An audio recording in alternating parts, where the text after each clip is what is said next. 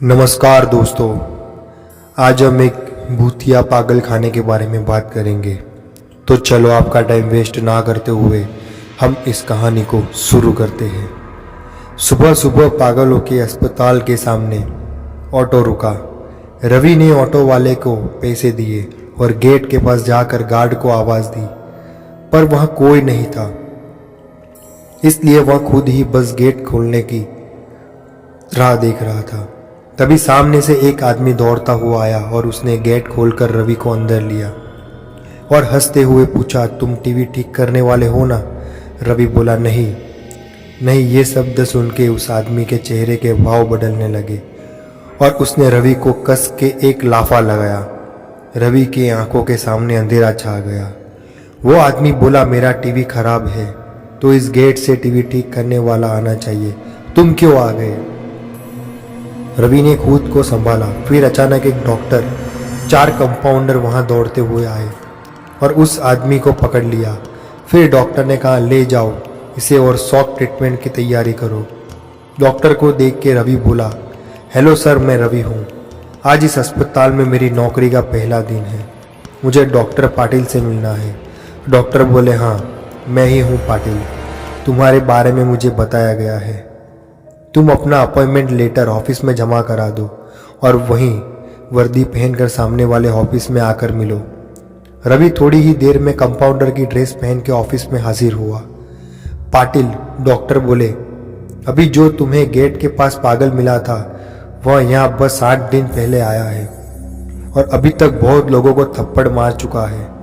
यहाँ तक कि बावर्ची को भी जाकर उसने टीवी क्यों नहीं चल रहा इस वजह से थप्पड़ मारा था। तुम्हें इन सब की आदत डालनी होगी और स्टाफ की कमी की वजह से तुम्हारी शिफ्ट कभी भी बदल सकती है। फिर डॉक्टर ने एक पुराने कंपाउंडर से रमाकांत को रवि को सभी स्टाफ से मिलवाने के लिए कहा। सबसे मिलने के बाद रमाकांत ने रवि से कहा, चलो अब तुम्हें हमारा काम दिखाता हूँ। और वहां रवि को मरीजों का रूम दिखाने ले गया। वहां पर बहुत सारे पागल मरीज थे। कोई फिल्मी डायलॉग बोल रहा था तो कोई दर्द भरी शायरी बोल रहा था, कोई मछली पकड़ रहा था। रमाकांत बोला, अब तुम्हें भी इन सबको झेलना होगा। सबसे पहले पहचान करने के बाद रवि उस रमाकांत दोनों अपने अपने काम में जुट गए। उसी दिन रवि को नाइट ड्यूटी मिली थी। रात को रवि पेशेंट के दवा पानी करने में व्यस्त था। जब रात के 12 बजने की घंटी बजी तब उसने नोटिस किया कि सबके चेहरे पर अचानक डर सा दिखने लगा है। कुछ मरीजों से नहीं डर रहे थे, वह भी दुबक के बैठ गए थे।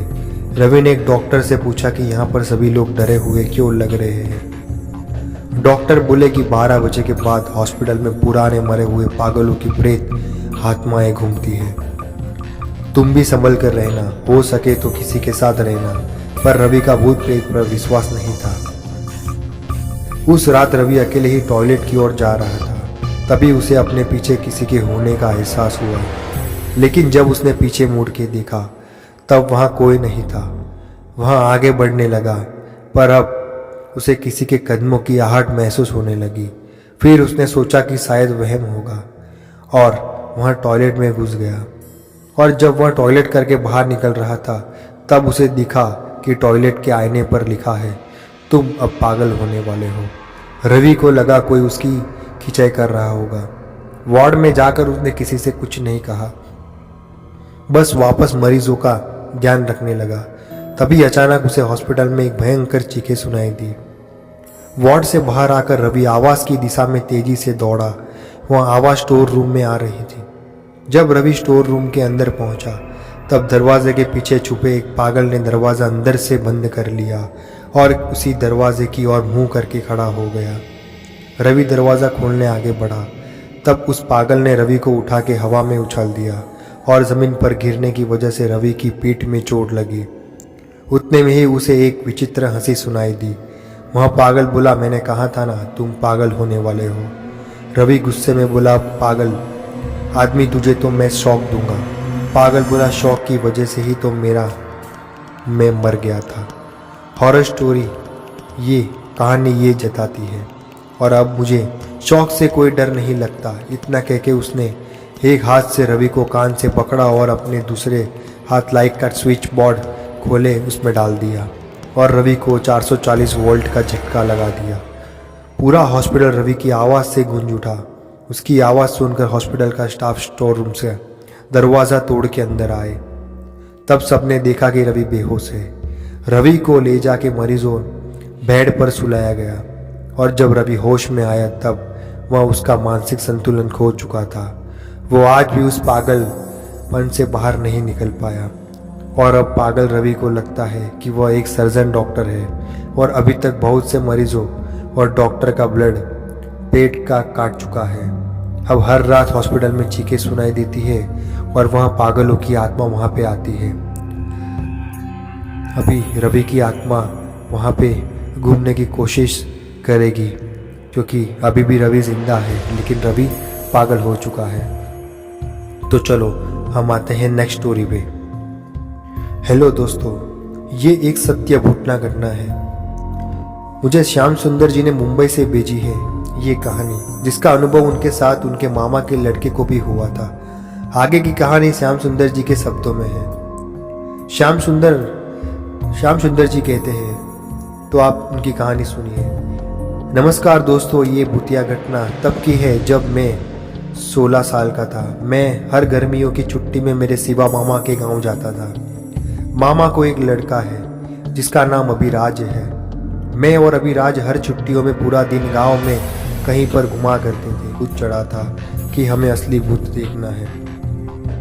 एक दिन मैं और अभिराज श्याम कुछ चौराहे पर सांप सीढ़ी खेल रहे थे और बगल में ही गांव के कुछ बड़े बुजुर्ग लोग बातें कर रहे थे। वहाँ कह रहे थे कि गांव के बाहर पुराने कुएं के पास जो घर है वहाँ भूतिया है। वहाँ पर दिन दहाड़े भी लोगों को भूत प्रेतों के अनुभव होते हैं, क्योंकि उस घर में 8 साल पहले हमारे गांव में नए नए आए हुए थे। बनवारी हवालदार ने अपने बेटे और पत्नी समेत खुदकुशी कर ली थी। काफ़ी पूछताछ के बाद पुलिस ने हमें कारण बताया कि बनवारी किसी बड़े कर्जे में डूबा हुआ था। उसकी मौत के बाद उसका घर खुला का खुला ही पड़ा है। बनवारी की आत्महत्या के बाद उसके रिश्तेदार तक उस घर पर हक नहीं जमा पाए। उसके रिश्तेदार कहते हैं उन्होंने वह घर 5 बार किराए पर चढ़ाया था, पर दोनों किराएदार ये बोलकर भाग गए कि उस घर में उन्हें एक आदमी और औरत की लड़के की प्रेत आत्माएं रहने नहीं दे रही है। वह 3 आत्माएं न उन्हें खाने देती है, न उन्हें ठीक से सोने देती थी। आखिरी वाला किराएदार तो दिन में ही भाग गया था। जाते जाते उसके पास लोगों ने पूछा था, क्या हुआ भैया? तो वहाँ बोला कि इस घर में दिन दहाड़े डरावनी आत्माएं घूमती है। उन्होंने उसे नींद में पीटा भी था। वह बेचारा तो उसका बड़ा सामान जैसे अलमारी बेड भी वहीं छोड़कर भाग गया था। फिर बनवारी के रिश्तेदारों ने भी तंग आकर उस घर को बिना ताला लगाए वैसे ही छोड़ दिया, क्योंकि उन्होंने खुद भी कुछ घंटे वहां बिताए थे। उस घर का प्रेत भावित होने के अनुभव लिया था। हमारे गांव में वहां कोई कभी गलती से भी नहीं जाता। ये सारी बातें मेरे और अभिराज के खरगोश जैसे कानों ने सुन ली थी। फिर दूसरे ही दिन दोपहर सबको चकमा देकर हम दोनों उसी प्रेत बाधित घर में पहुंच गए थे। मुझे आज भी याद है उस घर की सारी खिड़कियां टूट चुकी थी। पूरे फर्श पर गुल मिट्टी की परत जम गई थी। मैंने वहां पर पूरे घर के कमरों को घूम कर देखा था, पर मुझे कोई भूत आत्मा शैतान कुछ भी नहीं दिखा।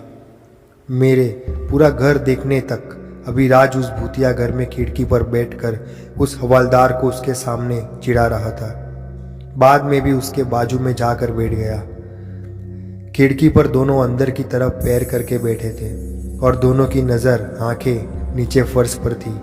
हमने वहां बैठकर कुछ देर बातें भी की, पर उसके बाद हमने जो नज़ारा देखा उससे हमारे रोंगटे खड़े हो गए। बदन में कपकपी सी छूट गई थी, क्योंकि खिड़की के सामने नीचे फर्श पर अचानक 3 लोगों के पैरों के निशान फुटप्रिंट्स ने लगे होकर आकर हमारे सामने रुक गए, जैसे कि 3 लोग हमारे पास आकर खड़े हो गए हों। उनमें से एक ने तो मेरे कान के नीचे कंठा बजा दिया और मैं नीचे अंदर की तरफ गिर गया। मैं उस वक्त इतना ज़्यादा घबराया गया था कि अपने पैरों पर ठीक से खड़ा भी नहीं हो पा रहा था। मैं पूरे शरीर की ताकत समेट के गिरते पड़ते दरवाजे से बाहर निकल गया और अभिराज तो इतना डरा हुआ था कि खिड़की के नीचे नाला है उसी में कूद गया। फिर हम दोनों चीखते चिल्लाते घर तक भाग रहे थे। मेरी माँ और मामा ने हमें बहुत पीटा था, तब से हमारा भूत खोजो अभियान बंद हुआ। इसलिए दोस्तों, हमें कभी भी ऐसा नहीं कहना चाहिए कि भूत प्रेत नहीं होते। जो भूत प्रेत देखते हैं वही उस भूत प्रेत पे विश्वास करते हैं, बाकी लोगों को ये अंधविश्वास लगता है। तो दोस्तों, आपको ये हमारी कहानी कैसी लगी हमें कमेंट करके ज़रूर बताइए, और हमारी ये कहानी अच्छी लगी हो तो हमारे इस वीडियो को लाइक करें और शेयर करें, और मेरे चैनल को सब्सक्राइब करना ना भूलें दोस्तों, ताकि हमारी नई आने वाली वीडियो आप तक ज़रूर पहुँचे। तब तक जय हिंद, वंदे मातरम।